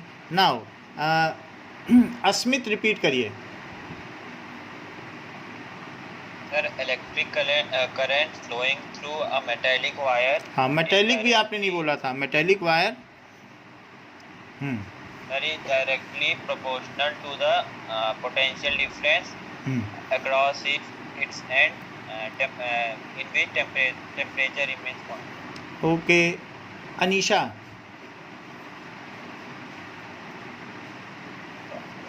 The electric current flowing through a metallic wire is directly proportional to the potential difference across its end, provided temperature remains constant. अब देखो, तो ये बात इन्होंने बता दी, यही ओम्स लॉ है. V is proportional to I. इसको कहते हैं V इज प्रोपोर्शनल. जैसे कि हमारी हाइट हमारे मास के प्रोपोर्शनल है. जैसे बॉडी मास इंडेक्स होता है BMI, तो उसमें ये देखा जाता है हाइट कितनी है तो मास कितना. छोटे बच्चे का थोड़ा मास, हम बढ़ते जाएंगे तो मास भी बढ़ता जाता है. तो उसी तरीके से यहाँ पर भी ये पोटेंशियल डिफरेंस बढ़ता जाएगा तो करंट भी बढ़ती चली जाएगी. उसको कहते हैं प्रोपोर्शनैलिटी. सो प्रोपोर्शनैलिटी साइन हो गया. जैसे कि अब हम एक सर्किट बताते हैं जिसके बेसिस पर इन्होंने अपना एक्सपेरिमेंट किया. दैट सर्किट इज़ ऐसा है कि एक वोल्टेज, एक सेल लगाया, दूसरा सेल लगाया, तीसरा सेल लगाया, चौथा सेल लगाया, ऐसे सेल लगा दिए. अच्छा, अब यहाँ देखो, यहाँ फिर सर्किट बनाया. सर्किट में एक रजिस्टर लगा दिया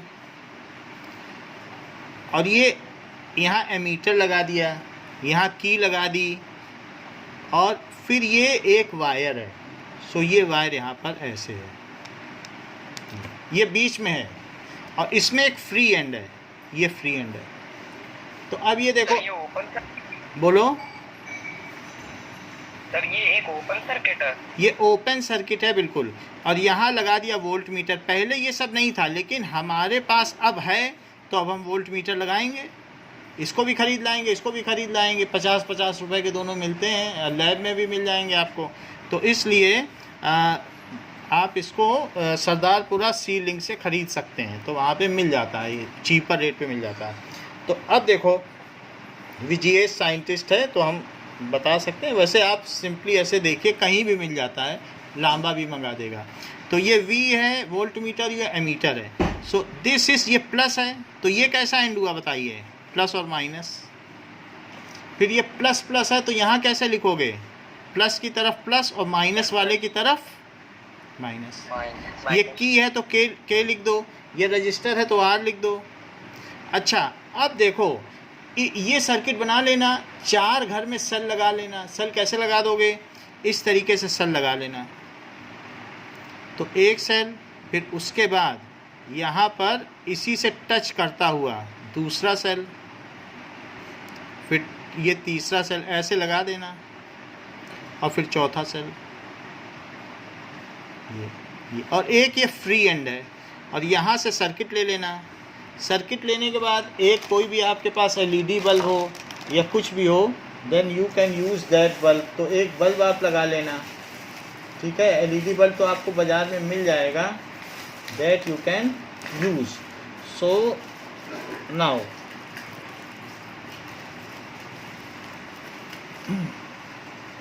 you can use such kind of bulb. तो ये बल्ब आता है बाज़ार में, that you can use. LED bulb भी आ जाते हैं जो पतले पतले होते हैं, तो that also can be use. ये कन्वेंशनल है, तो that also can be used. Okay, now अब देखो कि आगे चलने पर मान लो आपने यहाँ बल्ब लगा दिया है और वोल्ट मीटर लगा दिया, वोल्ट मीटर लगा दिया, और यहाँ पर एक एमीटर भी उसी में आगे लगा देना। वही वायर है, वायर में बस कनेक्ट करते चले जाना। वायर में कनेक्ट कर दोगे और यहाँ पर की लगा देना, एक स्विच प्लस ऑन ऑफ वाला। अब ये यहाँ पे लगाओ, इससे कनेक्ट कर दो और इसके बीच में एक पेपर डाल दो, पेपर स्लाइड कर दो। तो पेपर स्लाइड कर दोगे तो ये सिर्फ इसी से कनेक्टेड है ना। पीछे का सारी बैटरी तो लाइन है वो ख़त्म हो गई। ये एक स्टॉपर है, इससे कोई मतलब नहीं। ये स्प्रिंग लोडेड है, तो स्प्रिंग लोडेड है तो सारी बैटरी एक दूसरे को टच कर रही हैं। यहाँ पर भी स्प्रिंग लोडेड रख सकते हो, तो इस तरीके से स्प्रिंग लोडेड है, बाकी यहाँ पर स्विच है। तो अब एक बैटरी लगा दी। अगर आप ऐसा ना करना चाहो तो सिंगल बैटरी से कनेक्ट करो, सिंगल बैटरी से कनेक्ट करो, फिर 2 बैटरी से कनेक्ट करो। तो आप यहाँ देखोगे जब एक बैटरी 2 वोल्ट की है तो सारा ड्रॉप कितना हुआ है। सारा पैसा तुम ले जाते हो तो कहाँ खर्च करते हो? दुकान पे ही तो खर्च करते हो। So all the drop is, जो पोटेंशियल डिफरेंस बैटरी के बीच है वो सारा पोटेंशियल ड्रॉप कहाँ होगा? पोटेंशियल ड्रॉप का मतलब समझते हो? जो आपकी जेब में पोटेंशियल है वो आपने कहाँ गिरा दिया? Whatever energy you are walking off from your home have been dropped at the resistor, your all the energy is spend at resistor. तो यहाँ 2 वोल्ट का ड्रॉप हुआ। अच्छा, बल्ब कहाँ पे लगाया सर? क्या बेटा? सब बल्ब कहाँ पर लगाया आप? यही है बल्ब, रजिस्टर का मतलब बल्ब, रजिस्टर है। रजिस्टर है, इसी को बल्ब कहते हैं। यहाँ बल्ब लगा देना, ठीक है। बाकी ये एक्सपेरिमेंट जब अगर कोचिंग खुलती है तो मैं करके दिखा दूंगा वहाँ पे, ठीक है। नहीं तो अभी तो ऐसे ही समझ लो, और एक वीडियो से भी दिखा दूंगा। तो अब ये चीज़ यहाँ बल्ब लगा दी और उस पर ये लगा दिया। नाउ ये एक एमीटर है, यहाँ पे लगा दिया, तो इस पे जब 2 वोल्ट है तो जो इसकी भी रीडिंग देखना ये कितनी आती है। आप देखोगे 1 एम्पियर आई। और जब एक भी बैटरी नहीं थी तो ये 0 वोल्ट था, तब कितना आया था? तब कोई करंट फ्लो करेगी क्या बिना बैटरी के? 0 एम्पियर। अच्छा, जब इसमें दो बैटरी लगा दी तो कोई मुझे बता सकता है यहाँ करंट कितनी हो जाएगी अगर पोटेंशियल डिफरेंस डबल किया तो? बोलो। 2 एम्पियर। अच्छा, अगर ये मुझे बता दो यस 6 वोल्ट लगा दी तो कितनी हो जाएगी? 3 गुना कर दिया सर 3 एम्पियर। अच्छा, तो आपने जो बात हमें कही है मैं उसकी एक टेबल बना लूँ। तो यही चीज़ यहाँ की गई है, इसको कहते हैं जॉकी, जिसको हम कहीं ना कहीं कनेक्ट कर सकते हैं। So that jockey has been connected over here, it is called jockey. Jockey का मतलब एक हुक। ऐसे हुक होता है जैसे कटिया डाली जाती है वायर में, तो क्या होता है आपके घर में रोशनी आने लगती है, सीधा भी आप कनेक्ट कर सकते हो बाईपास। तो ऐसे एक हुक है, नेकेड वायर है, इसमें कोई ऊपर वो सीथ नहीं चढ़ी हुई है, प्लास्टिक नहीं चढ़ी हुई है, ऐसे ही है। तो इसको यहाँ हुक ऐसे लटका दो तो इससे लेने लगेगा, ये तो ओपन एंड है। फिर यहाँ ना लटका के इस जॉकी को यहाँ लगा दो, फिर यहाँ ना लगा के यहाँ लगा दो, और यहाँ ना लगा के यहाँ भी लगा सकते हो। तो ये अलग अलग पॉइंट है, ए पे कनेक्ट है, बी पे कनेक्ट है, सी पे कनेक्ट है और डी पे। ये आपका मास्टर सर्किट है। यहाँ पर आपको करंट भी दिखानी चाहिए आई। बोलो, सर्किट समझ में आ गया? हाँ सर। अब इस सर्किट के बेसिस पर जो यश ने हम लोगों को बताया है वो लिख लें. Yes has interpret that when jockey is connected, जब जॉकी कहाँ कनेक्टेड किया गया, ए पर, बी पर, सी पर और डी पर, ये सारी जगहों पर हमने जॉकी कनेक्ट किया है. और कई बार तो जॉकी आप यहाँ भी कनेक्ट कर सकते हो कि एक भी सेल ना लो, बल्कि यहाँ पे भी कनेक्ट कर दो कि हम सेल ही नहीं लेंगे. इसको भी, इसको मैं अब ए बी सी डी तो हो गया है, चलो ई का नाम दे देता हूँ. ई पे भी कनेक्ट कर सकते हो. सर जॉकी क्या है सर? जॉकी का मतलब एक ऐसा हुक है. तो जब एक कोई वायर है, आपके घर के बाहर लाइन जाती है, सप्लाई लाइन, और अगर आप एक जॉकी लगा दो 220 वोल्ट सप्लाई लाइन में, तो आपके घर में दूसरा वायर तो न्यूट्रल है 0 वोल्ट का, तो इससे अपने घर में तुम सीधा बल्ब जला सकते हो. आप घर में क्या है, वायर घुमा के फेंको और जो लाइव वायर है ना आपके बाहर से जा रहा है उसी पे लटका दो और घर में अपने आप बड़े बड़े बारात करो और फ्री में बिजली जलाओ और 1 रुपया गवर्नमेंट को देना नहीं. क्राइम है सर. क्राइम करो. समझ में आई बात? Yes sir. ठीक है, फिर पकड़े भी जाओ. तो इस तरीके से when jockey is connected to different points then the potential difference. So potential difference देखो, और that is then the current, कि करंट अक्रॉस कंडक्टर क्या है, क्योंकि रजिस्टर भी एक कंडक्टर है. तो जब ई पे कनेक्टेड होगा तो यश क्या आप मुझे बता सकते हो ई पे कितना पोटेंशियल डिफरेंस है? 0. बहुत अच्छा बताया, क्योंकि वहाँ पे कोई सेल ही नहीं था. ये तो ये वोल्ट में है और ये एम्पियर में. और करंट कितनी होगी? 0. अच्छा, ए पे लगाने पे क्या था? 2 वोल्ट. और करंट 1 यहाँ पे, 4 यहाँ पे. 2 हाँ, जब ये डबल किया तो ये भी डबल हो गया. यहाँ 6 ये, 3 और ट्रिपल कर दिया तो ये भी ट्रिपल हो गई. अब 8 तो ये 4. इस चीज़ को हम कहते हैं that is electric circuit for studying ohms law. ये बात ध्यान रखना कि जब ये डायग्राम आपको बनाया जाएगा, आपसे बनाने को कहा जाएगा, तो ये चीज़ कही जाएगी electric circuit for studying ohms law. ये बिल्कुल अपने बुक में देख लेना. और 12.2 सर्किट है, 12.2 फिगर है, यही फिगर बनाना. बिल्कुल हर चीज़ माइन्यूटली देख लेना. एक भी चीज़ कम बनाओगे तो मार्क्स कटते हैं, इसलिए पूरी चीज़ सब उसी में से देखा करो. बुक सबसे अच्छी रेफरेंस पॉइंट है. अब देखो, ये चीज़ तो हमने कह दिया electric circuit. Now Ohm's law के वेरिफिकेशन के लिए आपको इलेक्ट्रिक सर्किट बनाना है. ओम्स लॉ के वेरिफिकेशन के लिए आपको टेबल बनाना है. और ओम्स लॉ के वेरिफिकेशन के लिए इसी टेबल की वजह से अब ग्राफ बनाना है. तो ग्राफ देखो. नाउ इतना सब कुछ करना है, सर्किट भी बनाया, और सर्किट बनाने के बाद अब देखिए टेबल बनाया यश ने. अब यश ग्राफ बनाने जा रहे हैं, that is current. So current को ए से डिनोट करो, और पोटेंशियल डिफरेंस को किससे डिनोट करोगे? V से डिनोट करो और एरो लगा दो ना. अब देखिए, बोलिए. ग्राफ भी आता है. ग्राफ का मतलब है कि जो आपने पॉइंट्स लिए हैं. ग्राफ क्यों बना रहे ये भी हम बता देंगे कि जैसे 1 2 3 4 यहाँ पर भी ले लो. यहाँ जो ले रहे हो ना, यहाँ 1 सेंटीमीटर को 2 वोल्ट लो, तो स्केल कैसे ले लो? एक वाई एक्सिस पे कैसा ले लो? 1 सेंटीमीटर इज 2 वोल्ट, और एक्स एक्सिस पे कैसा ले लो? 1 centimetre is equal to 1 ampere. ऐसे ले लो. तो ये हमने दोनों ले लिए. 1 सेंटीमीटर पर वहाँ 2 वोल्ट ले लिया, 1 एम्पियर ले लिया. अब ज़रा देखो 0 1 2 3 4, तो 2 4 6 8 ये हमने एक्स एक्सिस और वाई एक्सिस ले लिया.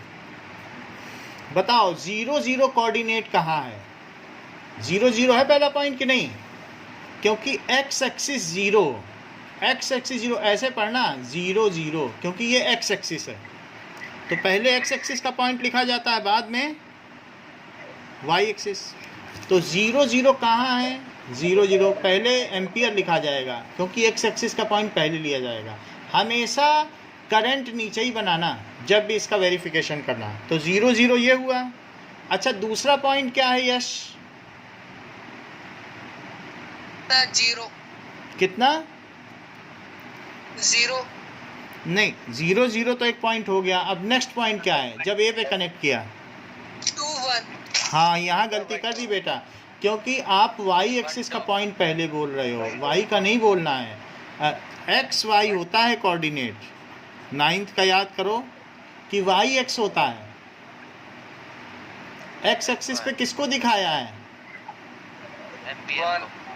करंट को। तो पहले एक्स बोलो, बाद में वाई बोलो। भले ही चाहे आप इसे इधर लिख लो, लेकिन चूंकि ये रीज़न है, ये कॉज है, ये इफेक्ट है, तो पहले हम कॉज लिखते हैं, बाद में इफेक्ट। तो टेबल तो ऐसे ही बनेगा, लेकिन जब ग्राफ में दिखाओगे तो एक्स एक्सिस पहले दिखाओगे कि नहीं? तो क्या कोऑर्डिनेट बनेगा? 1 2। 1 2 दिखाओ। 1 2 को हम कैसे दिखाएं इस ग्राफ पे? 1 फिर 2, ये आ गया। सर एक्स एक्सिस का 1, बोलो। हाँ, मतलब एक्स एक्सिस है, दैट इज एम्पियर में करंट, और 2 हो गया वोल्ट। इस एक्सिस पे वोल्टेज है तो वाई पे वोल्टेज है, और ये करंट है। पहले करंट ही तो दिखाओगे। अगला पॉइंट क्या है? 2 4। तो 2 तक आओ पहले, और 2 तक आने के बाद कहाँ जाओगे? 4। सो दिस इज 2 के बाद 4 जाइए, 4 यहाँ है तो 4 चले जाइए। 2 4। Next point 3 6। 3 तक जाइए, फिर 6 तक जाइए। 3 6। नेक्स्ट क्या है? 4 8। 4 और 8, तो ये हो गया 4 8। और अब इन सारे पॉइंट्स को आप मिला लो। So when you join all these points then it comes along a line. ये देखो, तो इससे क्या आ गया? एक लाइन आ गई कि नहीं? सो हाँ, ये स्ट्रेट लाइन आ गई। It shows that V I graph of any conductor is linear. It verifies Ohm's law कि अगर आप किसी भी चीज़ को बढ़ाओगे वोल्टेज को तो करंट बढ़ेगी। जो लीनियर ग्राफ होते हैं उसमें यही चीज़ होती है कि it verifies Ohm's law as V I graph of any conductor is linear, hence Ohm's law. ये अभी मैं बता रहा हूँ कैसे वेरीफाइड है। इज वेरीफाइड, आप कहोगे लीनियर होने से कैसे वेरीफाइड हो गया? अब जरा इस चीज़ को देखें कि जैसे हमारे पास अगर मान लो मैं आपको कहूँ एक ग्राफ बनाओ, y is equals to 2x का ग्राफ बनाओ। 9th में ऐसे बहुत ग्राफ बनाए हैं, y is equals to 2x। तो मुझे बताओ कि जब x 1 है तो y कितना है? x 2 है तो y कितना है? 4 और x 3 है तो y, 6 x 0 है तो y 0 0। अब इसका जब आप ग्राफ बनाओगे तो क्या होगा? 1 2 3 ले लो, और यहाँ 1 2 3 4 5 6 ले लो, ये y ले लो और x ले लो। तो आप देख रहे हो इसको डबल करने से डबल हो जा रहा है कि नहीं? और ये फर्स्ट डिग्री पॉलिनोमियल है। क्या ये लीनियर पॉलिनोमियल है? बोलो, is it a linear polynomial? Yes sir. हाँ, तो लीनियर पॉलिनोमियल है तो लाइन बनता है। और यहाँ देख रहे हो कि एक चीज़ डबल करते हो तो दूसरा चीज़ भी डबल हो जा रहा है। इंडिपेंडेंट वेरिएबल को डबल करने पर डिपेंडेंट वेरिएबल भी डबल, ट्रिपल कर दो तो ट्रिपल हो जा रहा है, लीनियर पॉलिनोमियल बन जाता है। तो अब देखो 1 पर 2 1 2, और देखो 2 पे कितना है? 4। तो 2 पे 4 दिखाओ, ये 2 पे 4 दिखा दिया। और 3 पर कितना दिखा दो?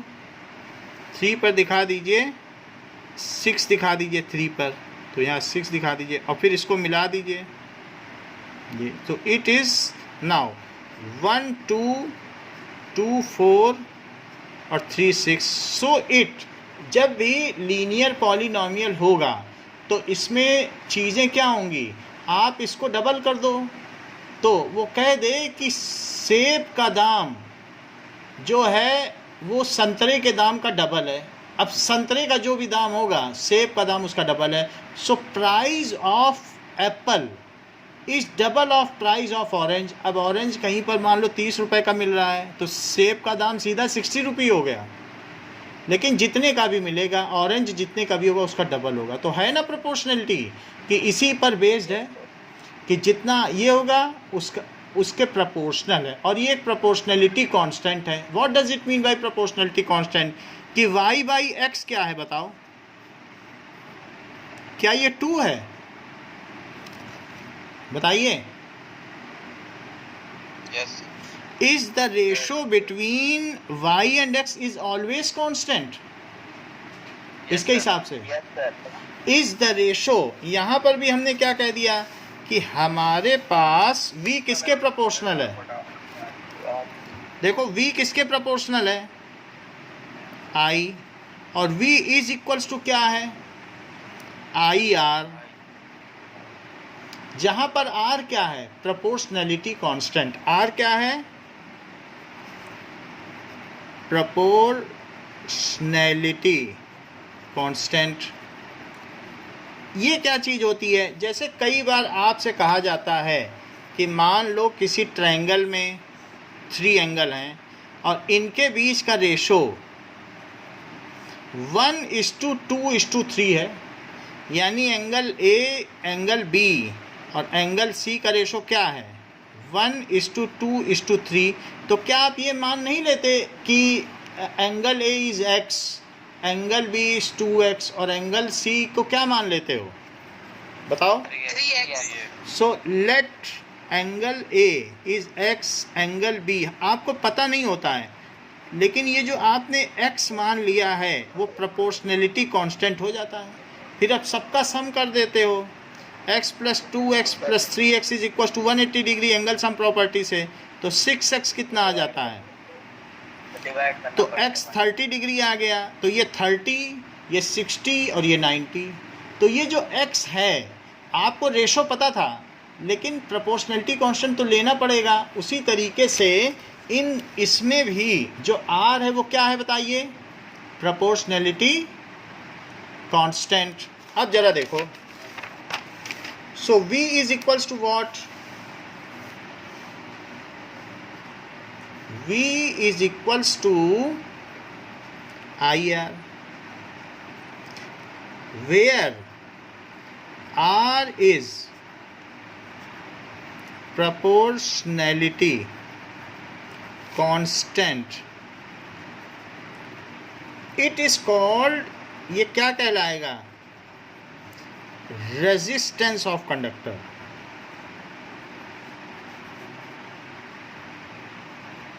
इसको रेजिस्टेंस कहते हैं।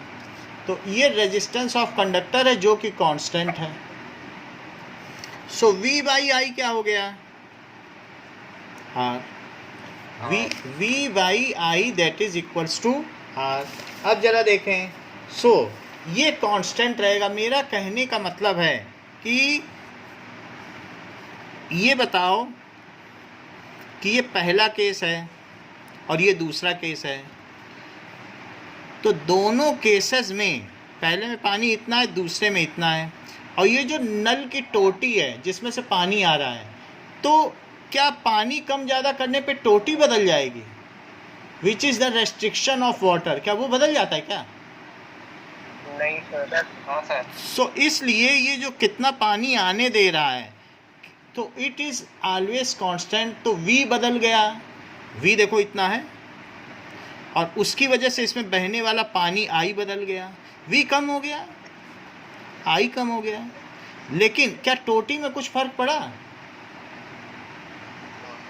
तो इस तरीके से दो V and I are changing, but the resistance of conductor जो बल्ब है उसके अंदर का क्या टंगस्टन वायर कम ज़्यादा होता रहता है क्या? आपने एक बैटरी लगा दी, 2 बैटरी लगा दी, सो उससे 2 बैटरी लगा दी, तो इससे जो रजिस्टेंस है, जो अमाउंट ऑफ हिंड्रेंस है, वो कम ज़्यादा नहीं होता है। वो तो निर्भर करता है इसकी लेंथ कितनी है टंगस्टन की, इसका क्रॉस सेक्शन एरिया क्या है, उन सब चीज़ों पे डिपेंड करता है। इसका मटेरियल क्या है, ये टंगस्टन है कि नाइक्रोम है कि कॉन्स्टेंटन है कि मैंगानीन है, कौन सा रजिस्टर है। तो resistance of wire is independent of potential difference applied and also independent of current flowing through it. ये बात है। तो इस सेंटेंस को सृजन रिपीट करो जो मैंने बोला।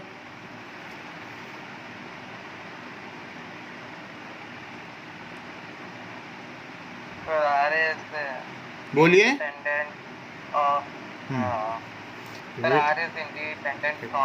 रेजिस्टेंस ऑफ वायर, तो आर क्या है? रेजिस्टेंस है। जो रजिस्टर होता है उसका रेजिस्टेंस होता है। हर एक रजिस्टर का अपना एक अमाउंट ऑफ हिंड्रेंस है, that is called resistance. So resistance of wire is independent of, आगे बताइए। Potential difference. हाँ, ये अच्छा बताया। Potential difference applied and also it is independent on and also independent of current flowing through it। तो फिर resistance की definition भी बता दो।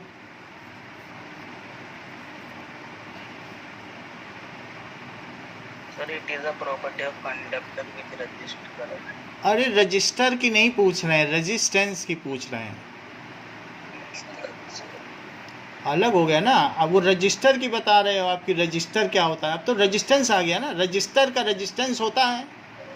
सो the ratio of potential difference applied and the current flowing through a conductor is called, कितना पानी भरा गया तो कितना पानी निकला, उन दोनों का रेशो निकाल लो, यही इसका रेजिस्टेंस है।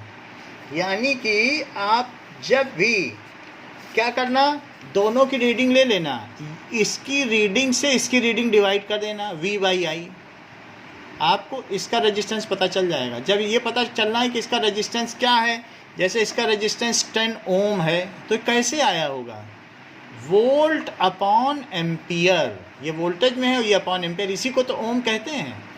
सो what is the resistance, resistance क्या होता है? रेजिस्टेंस, ईशान बताओ रेजिस्टेंस क्या होता है? सो आर इज इक्वल्स, बोलो। Volt by current. Sir resistance is the ratio of, is the ratio of potential difference and the current. Potential difference applied भी बोला करो। पोटेंशियल डिफरेंस अप्लाइड, ठीक है, and current flowing through resistor. तो ईशान, क्या आप मुझे बता सकते हो कि रेजिस्टेंस की यूनिट क्या होती है? सर ओम। हाँ, इसकी होती है वोल्ट पर एम्पियर, या क्या होती है ओम, या क्या होती है ओम, ठीक है। So it does not very with voltage applied and current। हाँ, it varies with temperature। अगर मान लो आपने टेम्परेचर बढ़ा दिया तो कोलिजन्स बढ़ जाएंगे, फिर करंट ज़्यादा नहीं फ्लो कर पाएगी। it varies with temperature। Temperature के बदलने से बदल जाता है, और बाकी वोल्टेज के बदलने से, जैसा कि सीजन ने बताया था कि इट इज़ इंडिपेंडेंट। तो अगर ये डबल करोगे, ये देख लो कैसे डबल किया, तो यहाँ डबल किया, जब ये 2 था तो ये 1 था, तब भी R कितना रहा? 2। जब ये 4 था, ये 2 था, तब भी R कितना रहा? अच्छा, अब इधर आ जाओ। सो यहाँ R की वैल्यू बताओ, रेजिस्टेंस, जो कि V/I है। नाउ कुणाल, आप मुझे बता दीजिए इसमें रेजिस्टेंस की क्या क्या वैल्यू होगी। पहले तो 0 0 है, वहाँ तो नहीं बताया जा सकता है, बाकी में V/I करते जाओ और देखो क्या बदलती है ये वैल्यू। सर सब में 2 है। 2/1 2, 4/2 2, 6/3 2, 8/4 2, तो इस सब में 2 ओम है। कितनी हो गई? 2 ओम। इतनी बात समझ में आ गई?